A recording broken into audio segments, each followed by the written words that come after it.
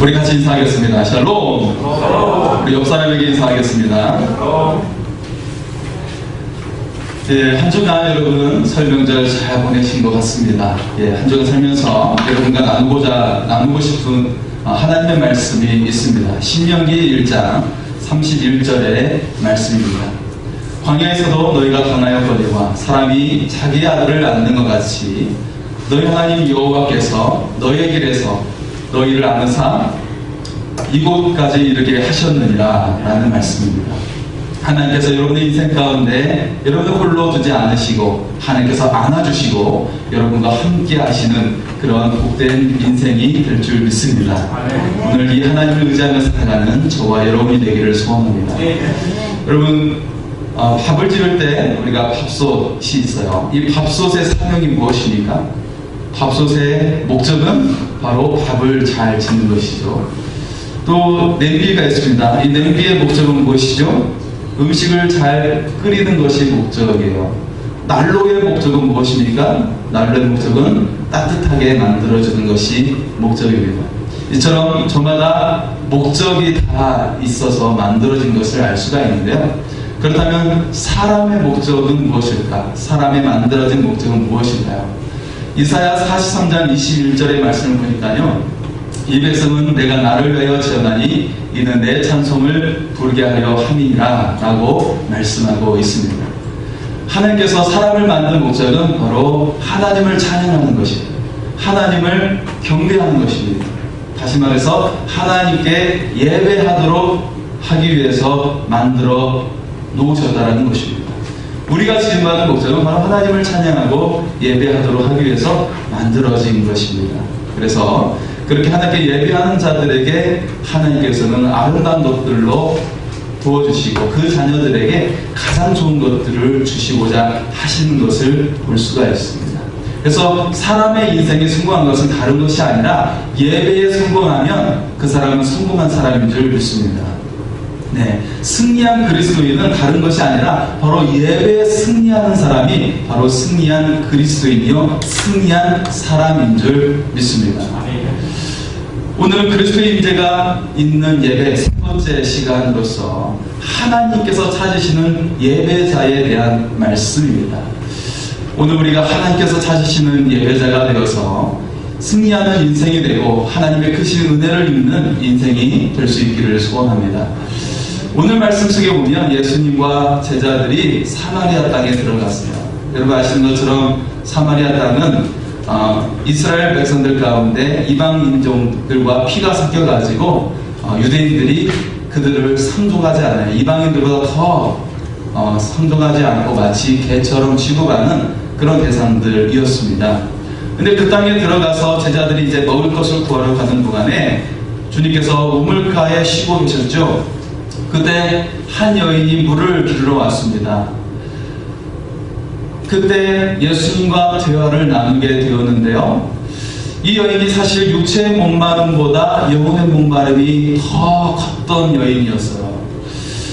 그녀의 삶은 굉장히 갈급하고 공허함이 가득 차 있었습니다. 그래서 그런 공허함과 갈급함이 그의 삶을 짓누르고 있었는데요. 그녀는 주님과 대화를 나누는 중에 예수님에 대한 인식이 하나씩 바뀌어가게 되었어요. 처음에는 유대 남자인 줄 알았어요. 단순히 유대 남자인 줄 알았습니다. 그러다가 존경받는 랍비라고 생각을 했어요. 그리고 그 다음에는 하나님의 말씀을 받는 선지자라고 고백을 합니다. 그리고 나중에는 당신은 메시아입니다 라고 고백을 하게 되는 것입니다.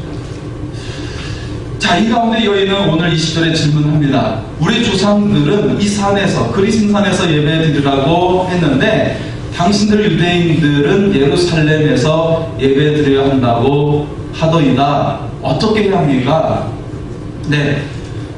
예수님의 대답은 무엇일까요?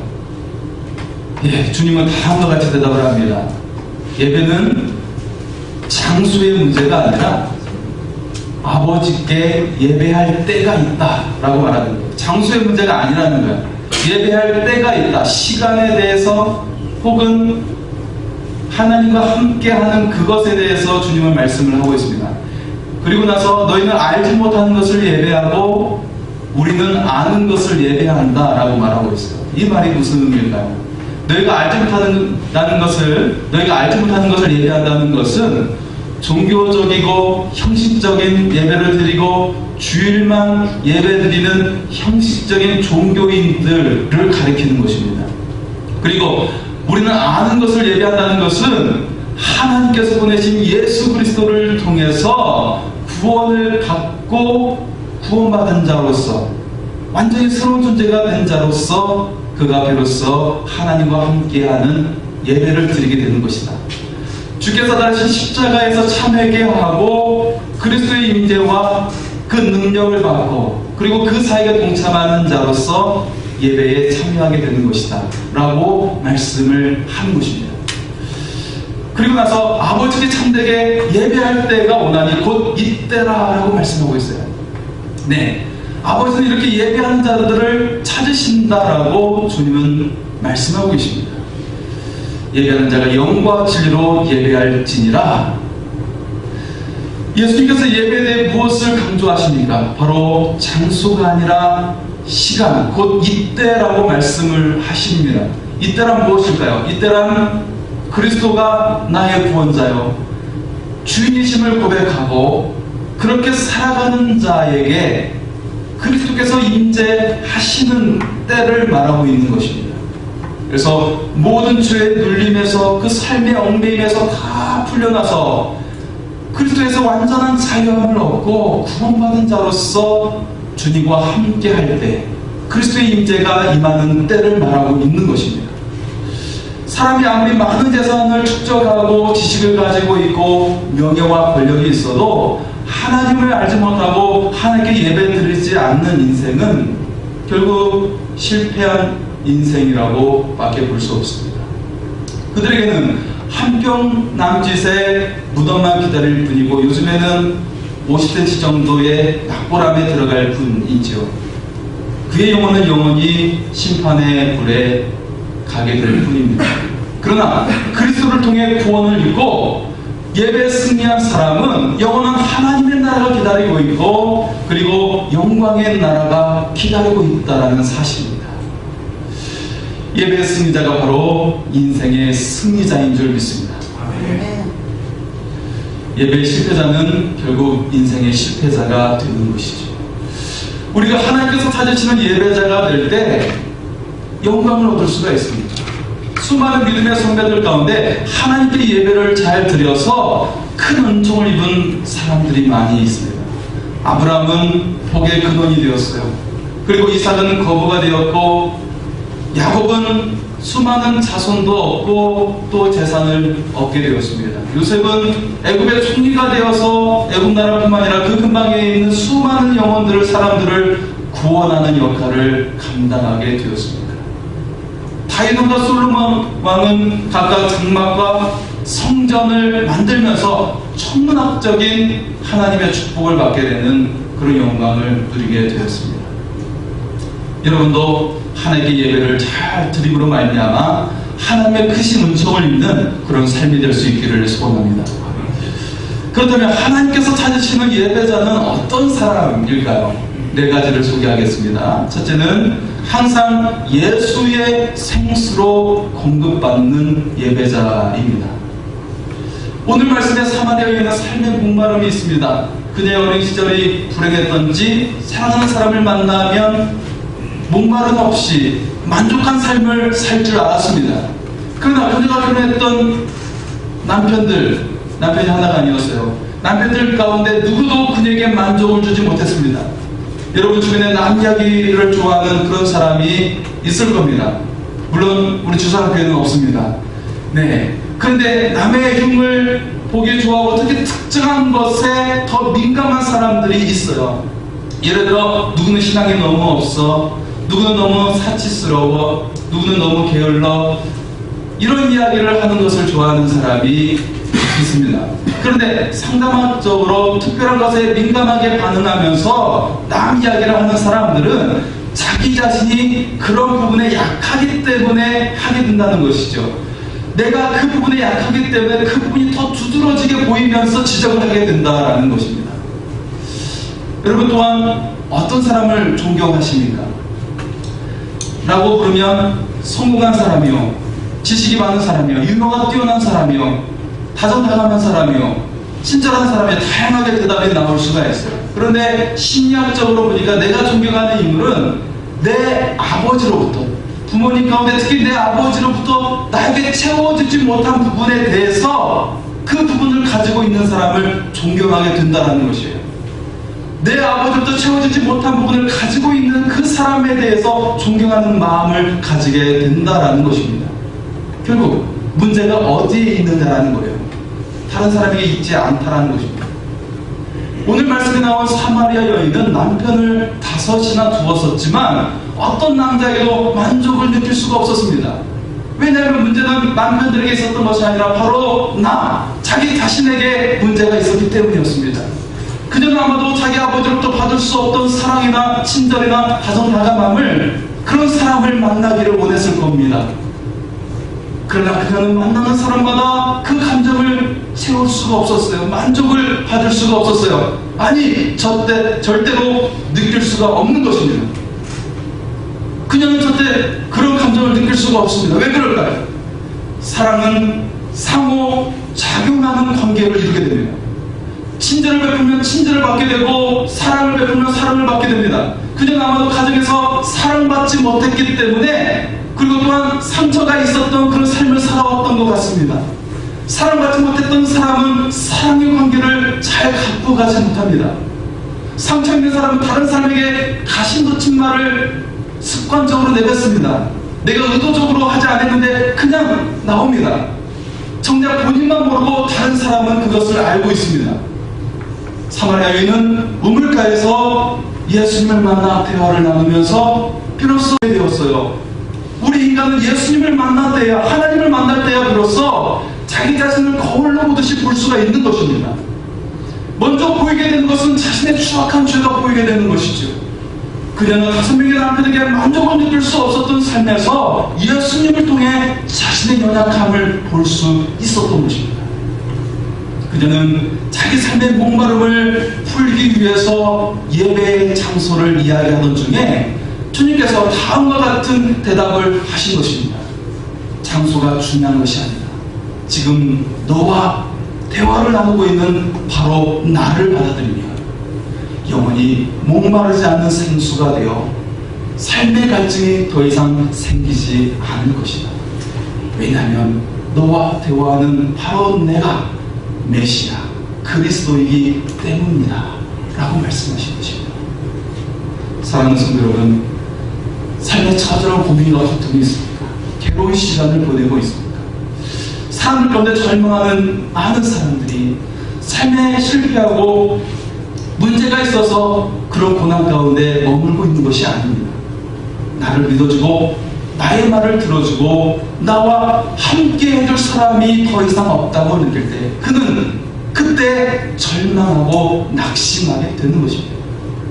그러나 주님은 우리가 성공하든 실패하든 상관없이, 아니 도리어 우리가 아파하면 아파할수록 더 주님께서 우리와 함께 해주신다는 것입니다. 우리 죄를 대신하여 주께서 고난당하신 사순절을 우리가 보내고 있습니다. 주님께서 가장 처참한 형벌인 십자가로 돌아가신 이유가 무엇입니까? 그것은 바로 우리의 가장 큰 고통과 연약함까지도 다 끌어안으시고 용서하시고 위로하시고 다시 우리에게 새로운 존재로 부활시키기 위해서였습니다. 우리가 가장 참혹한 죄와 그 고통까지도 끌어안으신 주님의 십자가, 그리고 다시 살아나신 주님의 부활은 바로 지금 이 자리에 예수를 구주로 고백하는 자들에게 생수가 되어 은혜의 삶으로 이끌어 주심을 믿습니다. 하나님께서 바로 예수의 생수로 공급받는 예배자를 찾으신다는 것입니다. 여러분이 예수의 생수로 공급받은 삶의 갈급함이 해결되고 은혜의 삶으로 변화되는 그러한 삶이 될 수 있기를 소원합니다. 두 번째는 겸손한 종의 태도를 가진 예배자입니다. 사마리아 여인이 예수님과 대화를 나누면서 자신이 가리고 싶었던 죄가 드러나게 되었습니다. 그래서 그는 그 죄를 사함받고 또한 치유를 받기 위해서 예배의 장소를 묵고 있는 것입니다. 성경에 하나님의 마음에 합한 사람이 유일하게 한 사람이 등장하는데요. 누구일까요? 바로 여러분이 되었으면 좋겠습니다. 할렐루야. 다윗이 등장하죠. 다윗입니다. 다윗이 하나님의 마음에 합할 수 있었던 이유는 그가 도덕적인 삶을 살아서가 아니었습니다. 그가 승진을 잘하고 유능해서도 아니었습니다. 다윗이 하나님의 마음에 합할 수 있었던 것은 자신이 연약한 실수와 죄 가운데서 처절하게 회개하고 하나님께 돌아갔기 때문에 그랬던 것입니다. 그는 모든 기쁜 일과 슬픈 일에도 늘 하나님과 함께하고 하나님과 나누는 그런 삶을 살았기 때문이었어요. 다윗이 가장 큰 실수였던 일이 있었죠. 우리아 장군의 아내 밧세바를 범한 것, 자기 죄를 회개하며 그때 지었던 시가 시편 51편입니다. 그리고 17절에 다윗은 다음과 같이 고백합니다. 하나님께 구하는 제사는 상한 심령이라. 하나님이여 상하고 통회하는 마음을 주께서 멸하시지 아니하시리로다. 하나님께서 원하시는 제사 곧 예배는 상하고 통회하는 마음이라고 말하고 있습니다. 여기에 쓰이는 영어 단어가 broken과 contrite라는 단어입니다. 깨어진 심령과 참회하는 마음이라는 뜻입니다. 우리가 하나님께 나아가 우리는 마음을 깨뜨리고 깊이 회개할 때 하나님께서 우리를 만나주시고 예배를 받아주신다는 것입니다. 그리고 하나님의 놀라운 시간이 시작됩니다. 하나님의 역사가 그때 시작되는 것입니다. 그런데 인생에서 쓰디쓴 경험을 하고 밑바닥까지 내려간 사람들, 그래서 하나님께 울며 나아가는 깨어진 마음을 가진 사람들을 하나님께서 만나주신다는 거예요. 그리고 하나님께서는 놀라운 역사를 시작하신다는 겁니다. 목회 사역에서 실패한 목회자, 사업에 실패한 사람, 가정에 깨어진 사람, 낙방한 수험생, 퇴짜 맞은 짝사랑에 상실한 청년들, 이런 깨어진 마음을 가지고 하나님께 나아가는 심령을 하나님께서 만나주십니다. 그리고 하나님의 손길로 그의 삶의 놀라운 역사를 시작하여 주십니다. 어떤 목사님이 열심히 목회를 했지만 교인들도 거의 다 떠나가고 자신은 말기암에 걸려서 시한부 인생을 살고 있었습니다. 그 목사님은 이왕 죽을 거 하나님께 기도하다 죽자고 마음을 먹고 천일 기도를 시작했습니다. 그야말로 1천번제를 시작한 것입니다. 그가 천일 동안 기도하는 중에 놀라운 일이 일어나기 시작했습니다. 자기 몸속에 있는 세포, 암세포들이 다 사라진 것입니다. 할렐루야! 다시 건강을 되찾은 목사님은 천일 기도를 계속 연장하면서 60세가 다 되어 교회를 개척했습니다. 하나님만을 의지하며 기도하고 매달리는 목사님께, 그렇게 주님을 매달리는 목사님께 이제 교인들이 모여들기 시작했습니다. 200명이 되었을 때 교회 부지를 매입하여 교회를 건축하게 되었습니다. 성전 건축을 은혜롭게 마치지 3년 만에 제조교인이 1000명이 넘어가게 되었고 출석교인이 700명이 넘게 되었습니다. 목회도 실패하고 건강도 잃어서 죽은 날을 기다리고 있었던 그분이 그러나 천일 기도를 시작하여 하나님께 기도로 눈물로서 매달렸을 때 하나님의 역사가 시작되었습니다. 사람들은 살면서 어려운 일을 당하게 됩니다. 그리고 낙심하고 힘겨워하게 됩니다. 그러나 하나님을 만나는 예배자는 그 깨어진 심령으로 참된 마음으로 하나님께 나아갑니다. 하나님께 매달립니다. 그럴 때 하나님의 손길의 역사는 시작합니다. 우리도 하나님께 깨어진 심령, 통회하는 마음을 가지고 겸손한 종의 태도를 가진 예배자가 될 수 있기를 소원합니다. 그래서 여러분이 하나님을 만나고 하나님의 역사가 시작되는 은혜와 삶이 될 수 있기를 소원합니다. 세 번째로 삶의 실조를 드리는 레위인의 삶을 사는 예배자라는 것입니다. 이스라엘이 애굽에서 나올 때 마지막 재앙이 첫 태생의 재앙이었어요. 장자의 재앙이었습니다. 이스라엘은 어린 양을 잡아서 그 피로 문설주에 바르고 유월절을 지킴으로 생명을 구할 수가 있었습니다. 이때 하나님께서 모든 초대생이 하나님의 것이라고 말씀하면서 이스라엘 12지파 가운데 레위지파를 구별하셔서 레위지파는 내 거야, 그리고 그들로 하여금 하나님을 섬기도록 만드셨어요. 그래서 출애굽할 때는 성막을 섬기게 하고 솔로몬이 성전을 지을 때는 성전을 섬기도록 하였습니다. 레위지파는 땅 분배에서 제외되고 다만 하나님이 그들의 기업이 되었습니다. 땅은 분배받지 못했지만 도피성과 또한 전국 전체 48성읍에 거하면서 하나님을 섬기는 일을 하였습니다. 레위지파의 주된 일은 예배를 준비하고 하나님을 찬양하는 자들이었어요. 그들은 찬양대와 악기를 연주하면서 하나님을 찬양했습니다. 그들은 모든 준비를 비롯해서 마음을 다하는 예배를 드리는 자들이었습니다. 예수 그리스도의 십자가 부활을 통해 구원받은 성도는 모두 레위지파와 같은 존재가 되었습니다. 이제는 모두 다 구별된 예배자요 하나님을 찬양하는 자가 되었습니다. 에베소서 1장 12절의 신자는 하나님의 영광과 찬송이 되어야 한다고 말합니다. 우리의 존재의 본질이 무엇을 하는 것이 아니라 하나님의 영광이 되는 것이라고 말하고 있습니다.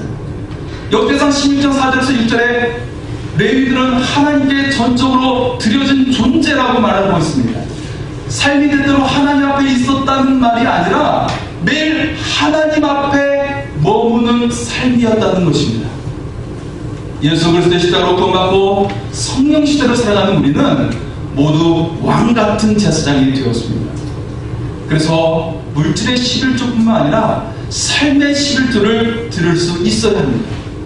주일에 대해서는 온전히 드려져야 하고 평일에도 하루 24시간 우리에게 생명의 기회가 주어졌다면 그 24시간 중에 11조를 드리는 자세로 살아야 하는 것입니다. 하루 24시간에 11조를 드리는 사람 중에 보면 새벽 기도로 1시간을 드리고 말씀 보고 전도하는 시간으로 1시간을 드리고 가정에서 같이 예배 드리는 시간으로 30분을 보내는 사람들이 있습니다. 우리 교회 도감전도 할 때 오시는 권사님도 삶의 11조를 드리기 힘쓰고 있어요. 그래서 자신의 교회뿐만 아니라 다른 교회 전도회도 같이 봉사하고 성경 공부에 참석하는 그 일을 통해 11조의 삶을 살아가고 있습니다. 하나님께서 우리를 어떤 큰 일에 사용하지 않으신다고 해도 우리는 그분의 소유임을 인정해야 합니다. 어떤 상황이나 환경에 관계없이 우리는 그분의 영광의 찬송이 되어야 하는 것입니다. 왜냐하면 우리를 죄의 죽음에서 건져내어 주시고 영생의 길을 열어주시고 하늘의 영광을 얻게 하는 하나님의 친자녀로 삼아주셨기 때문입니다. 마지막 네 번째로 우리는 예배 삶을 사는 예배자가 되어야 하는 것입니다. 사마리아 여인은 예수님과 대화 속에 삶의 목마름을 이야기하고 자기 죄악을 깨달으며 예배를 회복하게 됩니다. 그리고 자신과 대하는 분이 바로 예배의 주체시며 그리고 삶의 구원자이신 메시아를 깨닫게 된 것입니다. 그녀는 그 즉시 마을로 가서 내가 메시아를 만났다, 내가 메시아를 만났다 라고 하면서 그들에게 전하게 된 것입니다. 오늘 23절의 말씀에 보면 하나님께서는 예배를 찾지 않으시고 예배자를 찾고 계신다고 말씀하고 있습니다. 지금 예배 시간을 드리고 있지만 하나님의 관점에서는 예배 시간 자체가 아니라 마음의 중심으로 하나님을 만나려는 예배자를 찾고 계신다는 것입니다. 사도행전 16장 바울과 실라는 복음을 전하다가 감옥에 갇혔습니다. 매맞고 옷이 찢겨지고 옥새에 묶여 있습니다. 쇠사슬에 묶여서 그렇게 갇혀있고 바퀴벌레와 쥐가 뒤꿀고 어둡고 축축한 지하 감옥에 매어 있습니다. 이 상황에서 여러분은 어떻게 하시겠습니까? 우울하고 답답하고 불만스럽고 절망하거나 분노가 가득 차고 그 상태에 있을지도 모릅니다. 바울과 실라는 어떻게 했을까요? 그들은 놀랍게도 하나님께 기도하고 하나님을 찬양했습니다. 그리고 하나님을 찬양하는 그들에게 하나님의 빠른 응답이 일어났습니다. 하나님의 빠른 응답이었고 놀라운 역사가 시작되었습니다. 지진이 일어나고 옥토가 움직이고 문이 다 열리고 메었던 새들이 모두 다 벗겨진 것입니다. 할렐루야. 성경은 우리가 찬양과 경배의 삶을 계속 살아야 한다고 권면하고 있습니다. 시편 34편 1절에 내가 여호와를 항상 송축하며 내 입술로 항상 주를 찬양하리이다. 시편 113편 3절에 해 돋는 데서부터 해 지는 데까지 여호와 이름을 찬양을 받으시리로다. 히브리서 13편 15절에 그러므로 우리는 예수로 말미암아 항상 찬송의 제사를 하나님께 드리자. 이는 그 이름을 증언하는 입술의 열매니라. 이처럼 항상 하나님을 찬양하는 그 입술에는 하나님께서 반드시 열매를 맺게 해 주심을 믿으시기 바랍니다. 베드로전서 2장 9절에 우리가 왕같은 제사장이라고 말씀하면서 이는 그의 아름다운 덕을 선전하기 위함이라고 말씀하고 있습니다. 하나님을 찬양하고 하나님을 자랑하고 하나님을 선전하는 것, 이것은 바로 하나님을 전하는 전도의 삶을 말하고 있는 것입니다. 초대교회 성도들은 하나님의 말씀을 묵상하면서 하나님께서 역사하심을 보는 거예요. 경험을 하는 것입니다. 그래서 그 하나님을 자랑할 수밖에 없어요. 자랑하지 않으면 견딜 수 없고 그 하나님을, 그 사랑을 전하다가 자연스럽게 전도의 삶으로 이어지게 된 것이었습니다. 주님께서는 우리가 예배 시간을 간신히 지키는 것이 아니라 예배자가 되라고 말씀을 하고 계십니다. 하나님께서 찾으시는 예배자는 바로 예배의 삶을 살고 하나님의 사랑을 전하는 삶을 말하고 있는 것입니다. 상처 속에 목마름으로 살아왔던 사마리아 여인은 예수님을 만났습니다. 자신을 치유하고 구원의 빛을 비춰주신 예수님으로 인해서 그 주님을 자랑하고 마을에 있는 사람들에게 그 주님을 그가 전하게 되었던 것입니다. 지금 이 자리에 주님께서 여러분의 상처를 만져주시는, 그리고 여러분을 치유하시는 은혜가 임함을 믿습니다. 더 이상 그 어떤 삶의 무게도 아픔도 여러분을 해롭게 하지 못할, 주님께서 여러분의 상처를 완전히 싸매어주시고 목마른 인생에 매일 생수가 되어 주셔서 공급해 주실 것입니다. 주님은 여러분의 구원자가 되십니다. 오늘 하나님께서는 예배자를 찾고 계십니다. 우리가 그 하나님께서 찾으시는 예배자가 되어서 목마름이 해결되고 상처가 치유되고 죄사함 받고 구원받는 그런 인생이 될 수 있기를 소원합니다. 여러분이 진정한 예배자가 되어 하나님의 즉각적인 응답의 역사가 일어나고 솟아나게 되는 은혜의 삶이 될 수 있기를 소원합니다. 우리 말씀을 의지하며 같이 기도하시겠습니다.